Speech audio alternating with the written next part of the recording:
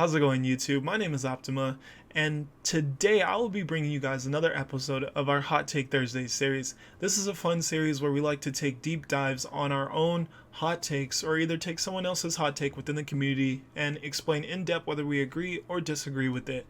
In today's video, though, we'll be doing something a little bit different, as we'll be addressing a hot topic within the community and not necessarily a hot take. This is one that's been circulating for quite some time, though, so I think it'll be worthwhile to kind of take a little bit of a deeper dive and really explain in depth what people are talking about and why they are feeling the way that they are.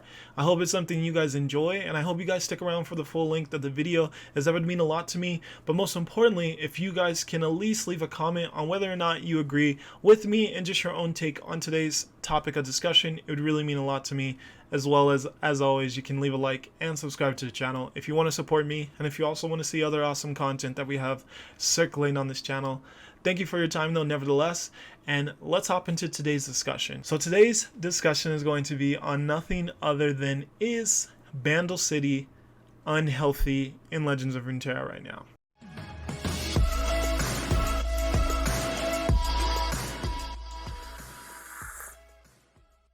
So here we are migrated over to Mobalytics, and I thought this would be a great place to just kind of be able to look really good at all the cards that we're going to be discussing in this video, especially because I currently don't actually have a decent bit of the Bandle City cards within my game. I just have not had time amongst other responsibilities to be able to play enough to have all the cards like I usually do. But nevertheless, thankfully Mobalytics comes in very handy to give us all the cards to look at. So let's look at Mobalytics and let's talk about the particular cards that are frustrating people, and then we'll do an overall big picture on Bandle City kind of summary at the end of the video. So let's get to it. So right now we're looking at the 2-drops within Bandle City, and there's going to be a particular card as to why we're doing that. But let's just kind of do a little bit of taking a step back and explaining exactly how we got to this point, like how we got to this discussion right now. So Bandle City is going to be the final region within Legends of Runeterra. We're at that pretty number 10 now, and there will be no future regions within Legends of Runeterra, which is quite interesting. And it may be alarming for some, but exciting for others, knowing that we have all the regions and now it's just expanding upon those regions, and no need to like worry about a whole new region with a whole new concept coming through. However, though, Bandle City's been quite the interesting introduction, especially considering during my time with the game, I'm used to a decent bit of new cards when they come into the game being a little underpowered. But Bandle City feels like it's been the polar opposite of that. So many of these Bandle City followers are extremely strong cards and are showing up in tons of decks and are bringing forth a ton of new decks, concepts, and ideas within the meta pretty much every time you blink. It's been honestly insane. And some may say that's a bad thing, some may say that's an amazing thing. It just all depends on where you lie and exactly how you choose to enjoy Legends of Runeterra. I would say that on ladder it can be a little hard trying to navigate all the new different ideas that are constantly popping up, and also feeling like you could have a solid answer for all of it. And when you also consider that a lot of these Bandle City cards have actually introduced a little bit of an RNG element, that can go a little further as far as feeling like you just don't have adequate answers for everything that's popping up within the meta. And the RNG factor is something we're definitely going to dive a little bit deeper into, as RNG can be a trigger word for some people, as a lot just don't like to deal with it. And that's actually what this particular 2-drop that I want to start the discussion on is all about. It's all about RNG. And that is maybe not the path Legends of Runeterra wants to start treading down as far as moving forward within the future. So let's look at it. So the 2-drop in particular I wanted to look at is going to be none other than this card known as Lopping Telescope. Lopping Telescope is going to be a 2-mana, 2/1 unit that has a play effect, and its play effect is going to be manifest a random celestial that costs 3 or less, epic or multi-region follower. Manifest is pretty much just going to mean you see these options, you click one, and then it goes into your hand. So nothing too crazy there. However, there's a lot of RNG in the way this is worded. It says a random celestial that costs 3 or less, epic, so pretty much any epic, or any multi-region follower. The only one that's within a kind of smallish pool of cards is the multi-region follower, but even that really doesn't feel that bad because there's a ton of really good multi-region followers, as anyone who's been playing Bandle City Mayor is very aware of that. So that leaves you with amazing options, and more so, a ton of randomness with what cards you get out of this. You can get insanely impactful cards for any given situation, which can be really bad for your opponent when it comes to playing around things. I would say one of the most important steps for me as a player was when I actually started to put a little bit of effort in understanding all the archetypes that were in the meta and understanding what cards that they use so that I can actually make correct plays and play around things even as I'm playing on ladder, which is obviously closed deck list. You don't get to see your opponent's full deck of cards until they start playing them. You don't know what's in the deck otherwise. And that's kind of being a little stripped from people when you introduce these RNG cards, because there's no way you're going to be able to play around someone pulling like Unyielding Spirit off of this card. There's no playing around that. And that's where I feel like things can get a little tricky when you tread too much into the RNG waters. Let's even take a look over on Twitter at some solid examples of people not enjoying the RNG factors of Lopping Telescope. So we have Sir Termund here. My apologies if I mispronounced your name. He says, I talked a little bit on stream about this yesterday, but how are people feeling about the significant increase in RNG and LOR recently? Cards like Lopping Telescope, Bandle Tree, Contrologist, Bomber Twins. I'm very scared we are going down the wrong path. Examples below. So he even provides solid examples. So Lopping Telescope gave him Judgment, which won in the game in one game. So for those of you who may not know what Judgment is, let's just go take a look at it. Judgment's going to be an 8-mana card that allows a battling ally to strike all battling allies. This is a card that's been out of the meta for quite some time, as things have sped up really like a lot, and it's made it really hard to have this 8-mana fast speed spell and feel like your opponent doesn't have plenty of options to be able to just counter it at this point in the meta. Nevertheless though, it's still a really good card. It's just not in the correct meta to be a main deckable card. So you can't just throw this within your 40 card deck and think that it'll do enough work. But when it's a card that's getting manifested outside of the your 40 card limit, it becomes a lot better within this meta, because you never know what random situation can arise where it actually becomes as impactful as a card as it was during its heyday. So this is some really crazy RNG randomness. From there, he provides another example of Bomber Twins high rolled into double Minefield, which is also pretty crazy. So we can also take a quick look at Bomber Twins. So this is going to be Bomber Twins. So it is also going to be a card that generates a random 2-cost landmark. So more randomness. I know there's not a ton of 2-cost landmarks, but it still is a pretty big deal that it's still random. And the introduction of Hexplosive Minefield gave us our first landmark that stuns, and stun pretty much has always been good. It almost never feels bad to stun a card if we're able to do it at a mana cost that actually feels worthwhile. So getting these really impactful landmarks off of Bomber Twins is also pretty kind of crazy, especially getting double Explosive Minefield within the same game. That's really crazy. Then we got he even saw Breaker OR post that he got the Bandle Tree.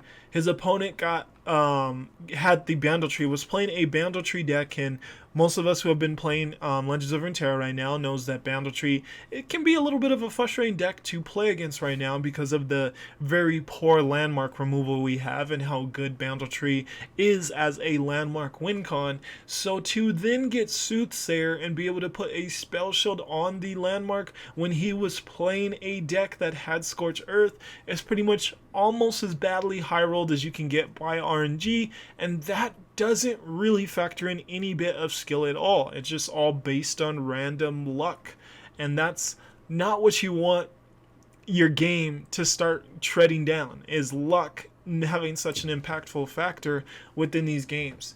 Then he goes on to say, and then those who saw Alan's match during Worlds, the infamous burble, into Heavens Aligned, into Unspeakable Horror, into Lunari Priestess, into Fallen Comet to remove Nami. How do you play around that? That's ridiculous. That's actually ridiculous. And he's like, IDK seems slowly we're going down the wrong RNG path. I think Invoke is fine because it has a very limited set of options, but stuff like Looping Telescope, Great Mother, etc. seems too much on the RNG side. And I have to agree with him. I do not like just a full-on random. The part of Lopping Telescope that I do like, so the part of Lopping Telescope I do like is the multi-region follower. Even though there is quite a few pretty solid multi-region followers, I do like that it's coming from a decently small size of things to choose from. When you just say random Celestial that costs 3 or less, or just an epic in general, that gives you way too much of a range of cards to choose from, which then completely nullifies any counterplay from your opponent depending on what exactly you can get, and really starts turning into, did I high roll with this or not, to then make it feel like a much more impactful card than it ever should be. That's just not the kind of stuff that we want to be running into. And then we even have this hilarious video from Miggy Hustler. Shout out to Miggy Hustler.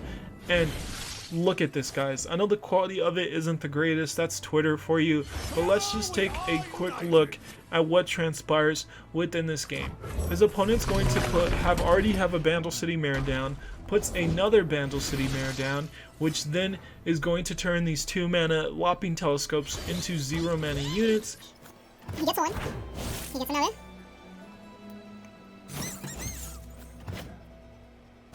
He gets another. And he gets another. You have to be kidding me, you guys. That is unacceptable. The fact that Lopping Telescope can actually manifest itself is completely ridiculous. Why would a card be able to also manifest itself? That literally is dumb. There's no other way to put that, because then you have situations like that where you're not getting outskilled, you're getting high rolled. That's all. There's no skill involved in getting Lopping Telescope from Lopping Telescope that many times and then being able to play it into a deck that is very, very focused on trying to overwhelm its opponent's board state. So when they're able to do stuff like that, that is an auto loss for the deck that Miggy Hustler was playing there, which just feels bad. It doesn't feel good. Like, yeah, maybe the opponent felt, oh yeah, I get to laugh cheese. And that's an unfortunate part of card games. People love when the cheesy stuff works for them, but they hate when it happens for others. But overall, this is bad for the game. You don't want to see stuff like this. And I hope at least if we do something about Lopping Telescope, we absolutely stop it from being able to manifest itself, because that is nothing other than just dumb. Plain and simply dumb design. It's a flaw, and I'm hoping we can fix that flaw. We even had Sparkling Iced Tea saying, I still don't know why Lopping Telescope can manifest itself. Similar self-discovery mechanics have been removed from the game, if I'm not mistaken. In any case, board spam from Bandle is really annoying, and not every region can remove Mare on site. And Mare's a card that we were still going to get to. And we got Mogwai, one of our community's biggest personalities. He even said, I don't know about you, but I don't really bother playing around. And of course, playing around in parentheses, because you can't play around Lopping Telescope. But yeah, Mogwai doesn't bother playing around Lopping Telescope. And it makes sense. There's just no real playing around a card like this. And we even got a funny comment from Sam here who said, are you saying you don't play around Lopping Telescope into Mariah Grandmother and to 3 mana Yielding Spirit? Pathetic. Really funny comment, because that's literally the variance of a card like this. And yeah, Gary here saying the Celestial multi-region far okay, but epics are such a generic and random pull. And this is a pretty good take. Like maybe we can actually keep the Celestial, but yeah, that is just too much. And then yeah, Swim even has a video on manifesting a Ruination. This is just some ridiculous stuff, and it's fun for meme content, but overall for the competitive scene, all it is an absolute headache and something that can make people start to not want to play Legends of Runeterra anymore. And that's not the path that we want to go on, because we're allowing cards to be so ridiculous, like this one. We had more Bradorp even here saying, I would argue that There are a variety of cards in Bandle City that are starting to push this to arguably unhealthy boundaries, but the biggest and most glaring case of this would be Lopping Telescope. Like, plenty of people saying that this card isn't good. Cephalopod. Lopping Telescope epitomizes what it means to be Targon soup. With Targon back in the day, ton of people hated that it would just invoke all of this value, and it felt like it had more cards than 40 within its deck. But now we're in the Bandle soup world, where Bandle is over here feeling like it has a ton more cards in its deck than 40, because Bandle City has a distinctive kind of up on other regions in the fact, or one up on other regions in the fact that it can use these multi-region followers. So a card that would typically only be in Targon, like Lopping Telescope, can be played in any Bandle City deck because it's also a Bandle City follower. And that just makes it so that all these crazy different working cards can be all within the same region, within the same deck. And it's kind of crazy. But yeah. If there was ever any Bandle soup, yeah, Lopping Telescope is definitely it. So he made a little funny meme there on that. We got even GMO LOR here. He's like, update 10-2, so many bonkers games. Catastrophic win a couple. A mind meld off Lopping Telescope. This is the exact card I recently lost to against Zoe Nami, which was really, really dumb. And then we even have Emotional here, our previous seasonal winner, saying that every time I'm in a Starfish Mirror, I think, man, this is a really cool skill for match, and then some random card generation starts happening and I lose all copium. And yeah, that's a huge issue right now. The random card generation of things like Lopping Telescope, like it's causing some issues for people. And even my good friend Silverhawk here saying Lopping Telescope being able to spam the board for basic free is another reason that Targon is the most obnoxious region. And at the end of the day, this is a Targon card. They would never print this design for other cards. So you can still put the blame on Targon, because I know people love to hate on Targon. So all we've been talking about right now is Lopping Telescope. We haven't even touched on the other cards that are causing issues within the world of Bandle City. So you can already get an idea of where I'm currently standing within this argument, and that I hope something gets done. The next card we're going to talk about a little here is going to be Otterpuss, and then we'll definitely get over to Bandle City Mare, because I'm sure you guys think that one needs to be discussed as well. So Otterpuss is another interesting card in the fact that it's a 1-mana unit that attunes, and it makes a prank. And a prank is going to be a card that picks one of 2 non-champion cards in an enemy hand or deck and pranks it.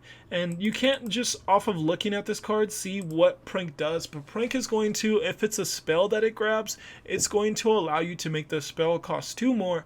And if it's a unit, it can make the unit not able to block, give the unit vulnerable, and also less attack.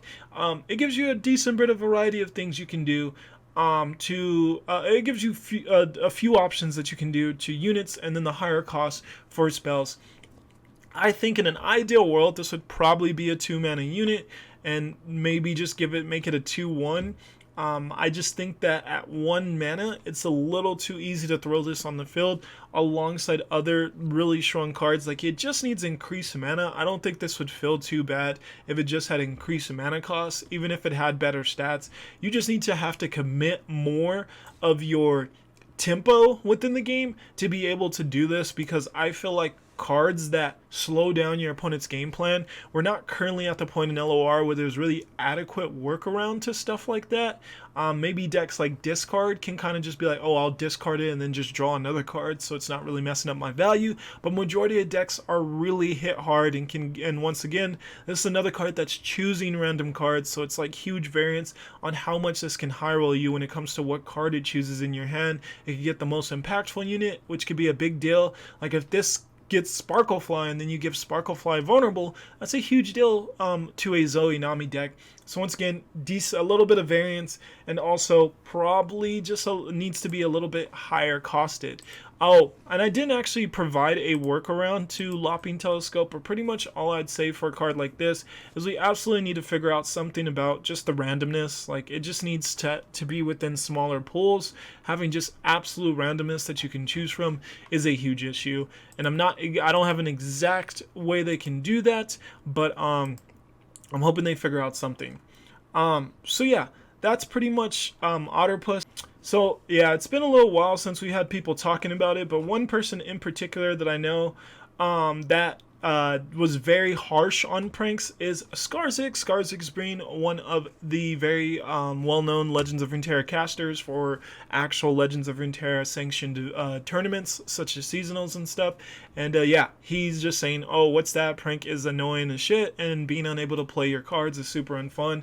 If only someone could have foreseen this, and that's him just kind of gloating a little because he was very harsh on pranks upon reveal, saying that like card messing with people's hands is a very tricky path to go down, and it probably wouldn't go well in Legends of Runeterra. And I would say it actually hasn't been as bad as I think people initially thought, but I still don't think it's actually, in an ideal world, it's not in the best place.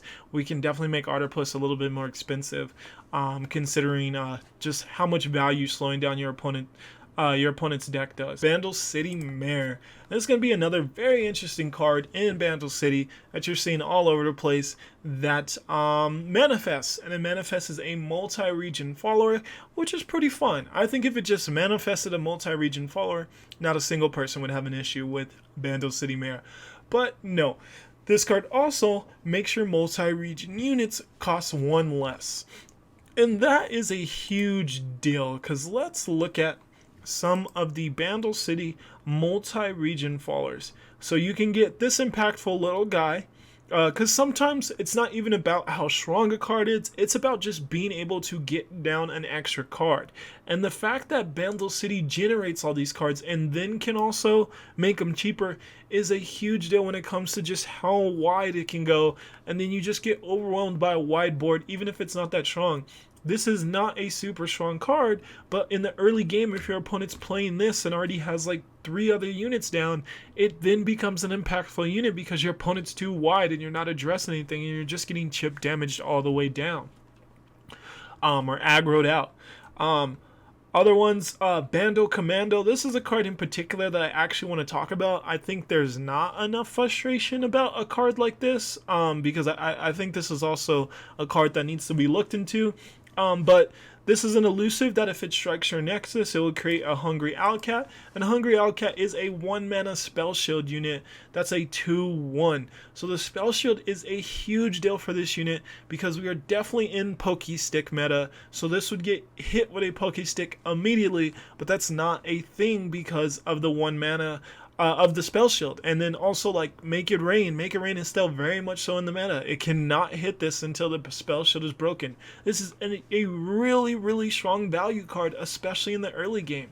It's really solid, which then makes Bandle Commando a card you have to address. But so few decks can properly address elusive units when it comes to actually being able to stop them. There's just not a lot you can do. If you can't remove it, it's just going to get that attack off. And then now they're just getting card generation. And then now this costs 0 if there's a Bandle City Mare on the field. And that's just, it just starts really, it's a huge domino effect. You can get Bomber Twins, which once again is generating its own value in its own right. You can make the Looping Telescope like we saw in the video. You can make it 1 mana as long as there's at least 1 Bandle City Mare on the field, which then allows this to get its random generation to hopefully get another multi-region follower and continue to high roll your opponent. It really just gets out of control really quickly, and there's just so many good multi-region followers like Aloof Travelers, especially Tenor of Terror. Oh my god, this is such a good card in rally decks, and making it cheaper to 3 is so strong. Like this is really impactful strong things. Poro Sled at 4 is extremely strong. Bandle City Mare makes already good cards a little too good when you make them 1 mana cheaper. And too many regions just don't have, not only do they either not have adequate options for dealing with Bandle City Mare, they just don't draw them when they need to. And it feels like sometimes that's the difference from being able to win and not win. And for a 2-mana unit to be doing all that, a 3-mana unit to be doing all that, it's a little rough. So Bandle City Mare is another one of those small Bandle City units that is causing a lot of issues, and I'm not really sure how they can navigate this differently. I would say make it a 4-mana unit and just give it better stats. Make it like a 3/2 4-mana unit. I think that is a way that the card shouldn't be killed, but at least it slows down the game plan quite a lot, because it feels a little too strong when it comes to all the other solid card generation that is within Bandle City. I think the trickle down effect of it all makes this a little too strong. So we gotta stop this from doing what it's currently doing within the meta. The next card that's causing a ton of frustration and has even caused people to stop playing decks that rely solely on certain champions or high mana cards as WinCon is going to be Aloof Travelers. And Aloof Travelers is going to be a card that is... it's hard for me. I don't know where I actually stand on this card. Where I don't think it's the greatest for cards like Viego to have to just run for cover because of cards like this, for Tryndamere to run for cover and stuff like that. At times it also feels like, to me, like it feels pretty fair at the same time. But 4 mana 3/4, that's a pretty well statted unit on top of just him providing insane value. Yes, your opponent draws a card, but the fact that it also discards one while you also draw a card is just so strong when it comes to how much value you're getting out of that. And you can discard their WinCon in plenty of cases. Swain Leviathan, you discard the Leviathan. Plenty of decks running Mini-Morph, you discard the Mini-Morph. Now they can't properly answer your champion. And there's just not proper counterplay. Like, what's the counterplay? You just hope your opponent doesn't throw down the Aloof Travelers. You play your Mini-Morph right before it happens. What if it's not the turn to play it yet? Like, there's not really good counterplay to a card like this. And it also feels, especially alongside its stats, probably a little overtuned. My ideal situation for this is just that the player that throws down Aloof Travelers just doesn't draw a card anymore. Your opponent draws a card and then they discard the card. That would make this significantly worse, but I think it's the only way that an effect like this can be in the game. That's just my personal take, because I feel like we've been in a meta where a lot of the high mana champions haven't been good, or Legends of Runeterra has been in a state where a ton of high mana champions have not been good, high mana units have not been good, and if we have cards like this getting printed into the game, that's just going to continue to get emphasized. And the reason those cards aren't good is because aggro is so absurdly strong right now, especially... like, aggro decks are good and rally decks are good, so it's just a huge swarm of aggro right now. So also having access to things like Aloof Travelers to make those aggro decks even better, because the big champs can't come down. I don't think that's the right path once again that we want to go down. Oh yeah, I guess I pretty much said everything that needed to be said on Bandle Commando. Just provides so much value and synergizes way too well with Bandle City Mare. But if Mare's nerfed, then maybe this card comes more into line. It probably does. Then we got Lecturing Yordle, which is going to be the face of all of these brand new aggro decks, it seems like, that are popping up all over the meta. And it's going to be because Lecturing Yordle is an insane 4-drop. When it comes to 3/5 stat line, what at 4 mana actually trades into that? I can go to, let's go to 4-drops. Let's go to the 4-drops in other regions that aren't champions, and we'll see which are actually... so this Allegiant unit can get to 4 attack. This can get to it, but it doesn't want to. It actually does not want to be trading with that card. Another Allegiance unit that can only trade with it. This cannot trade with it. Cannot trade with it. Cannot. This can, but no one plays this card. This in most cases should, but you once again wouldn't want to be trading with that. Cannot. This can, but is a very specific card that only fits in very specific decks. Cannot. Are we getting the picture here of how few cards actually can trade with this at 4 mana? With the fact that it has 5 health, it's a little insane. And it also just provides insane value with the fact that when it's summoned or attacks, you create the fleeting poison dart. That is a super strong value, and I do not think enough people are talking about this card being too strong. If we want to leave this card the way it is, since not a lot of people seem to be having too many gripes with it and are more so complaining about a ton of other cards, at least let's make this a 3-4.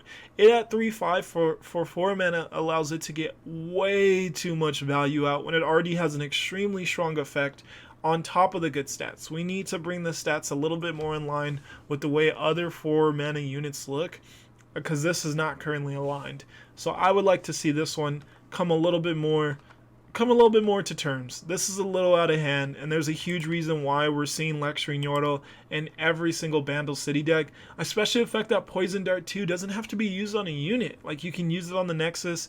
It's such a good card in aggro decks. It's actually insane, and it's a huge reason why all these new aggro Bandle City decks are popping up, because their 4-drop is much better than your 4-drop. It's just an insane 4-drop, and I'm unsure why we're not hearing a few more people talking about how insane this card is, because it's actually really, really insane in the archetypes that it works in.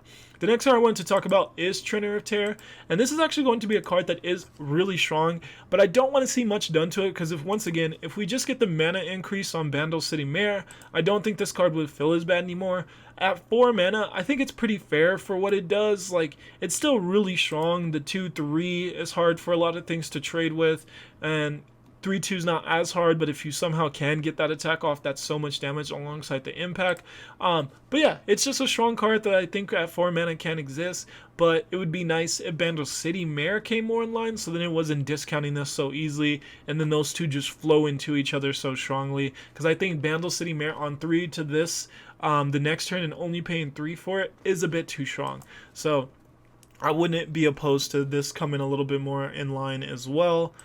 From there, we can go to the 5 mana units, and that's where we see things like Portal Sled and stuff. And I think that's where most of these more expensive cards are in line. Like Curious Shellfolk is showing up in a ton of decks, but I think Curious Shellfolk, at least for now, is a card that I don't really want to see touched. I think it actually feels like a solid, impactful 6 mana unit. Maybe it can go to 7. I'm not sure yet. I need to see more from Shellfolk before I'm ready to see anything be done to it. And I think all the rest of these are pretty fair for their mana cost. Arsenal, I don't think it's like broken, but it is a really strong 8-drop, and it's pretty much carrying those landmark decks. So Bandle City just got all these super strong followers that are hard carrying, and then it also has really strong champions like Poppy, which are giving +1/+1 to everything. You're pretty much every time, like, if you look at like data for decks that are doing well, you'll see about 20 different champions being used with Poppy, and I know I'm exaggerating a little, but it feels that way. It's honestly really insane, and it's just it's astonishing that that this champion is just empowering so many different champs to viability. We literally even saw a Poppy Vladimir deck get to like near the absolute top of ladder just because of how much Poppy is pushing every single deck forward. It doesn't mean that I want to see anything happen to Poppy. I would first like to see things happen to Poppy's followers and the overall package of Bandle City. I'm not sure there's any other spells I want to see touch. Pokestick seems like just like a good solid option, as well as Group Shot. I think if you really hone in on nerfing Bandle City Mare, nerf Otterpuss, you nerf, where's the other one too? Yeah, you nerf, where the heck is he? Okay, there we go. You nerf Lecturing Yordle, and then you maybe fix the effect of Aloof Travelers. I think I would like to see this region with all that done prior to touching any of the champions or anything else, even though Poppy is absolutely really strong and empowering a ton of these, of just any champ. You want to throw any champ with Poppy pretty much that doesn't come from a pre-built deck, so like none of the Lurk champions, no Nautilus, no Soraka or Tom Kinch. As long as it's a champion that actually can be offensive and has a little bit of strong kind of staying power to themselves, Poppy pretty much can work with them, and that's just insane. But maybe that'll come back a little bit more in line if we can kind of nerf a few of those other options. Pokestick is a card, though, I definitely got my eye on, as I want to see a little bit more of it, because the deal 1 damage and draw 1 at fast speed for 2 mana is extremely strong, and it's just better than a lot of other 2 mana deal damage cards that other regions have to their disposal. And once again, when you factor in that all these followers are also really good, it just kind of piles on to Bandle City feeling just so strong as a region. We've already went over the fact that Bandle City has that unique one-up on other regions because of the fact that you can use these multi-region followers within Bandle City, which is just a huge luxury that other regions don't have. So overall, and then like mini morphs, another card that people maybe want to see something done about. I'm also still a little unsure on like where I kind of land in the mini morph argument, just because of the fact that we need better removal, and I know that Minimorph may be a little, I think someone said it best, I can't remember who exactly said it, but Minimorph is a little too good at what it does, and then all the other removals too bad at what it does. So if Minimorph is going to be this good, let's bring everything else in line. Vengeance needs to be better, we need Crumble needs to be better, let's bring everything else in line, or we do have to nerf Minimorph if we're not going to make the other like high cost removal options better. Because yeah, this is better than any other removal option, especially for cards like Scion currently being in the meta. You pretty much are throwing this card into your deck so you can deal with threats like that. And yeah, it being at burst speed is the biggest thing. If it wants to stay at 6, make it fast speed. And if you want to keep it burst, make it 8 mana.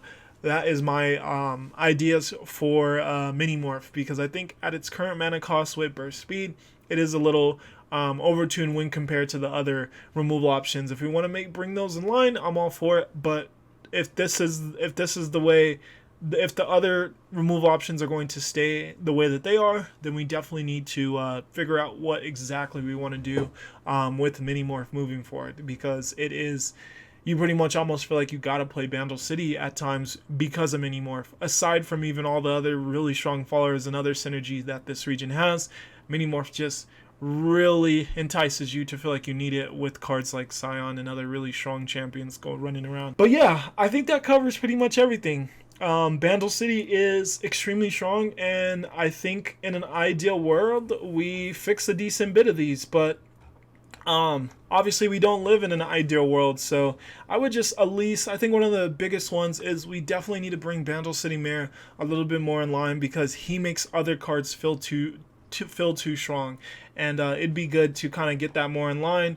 There's even really strong cards like Stone Stackers that we didn't get to. Yordlesmith's a really good card. Crunchologist is a card we didn't even talk about, and Crunchologist can like manifest so many really good spells from your units, from your region. So we didn't even get to some other really strong cards, but I don't think any of them are broken. I think really starting at Bandle City Mayor would be a great start for us, bringing Bandle City a little bit more in line, especially because this is just the first part of Bandle City. So if more's to come, I really would like to see us take a step to kind of fix the things that feel a little overtuned, because I highly doubt we're going to get a ton of buffs to the old stuff.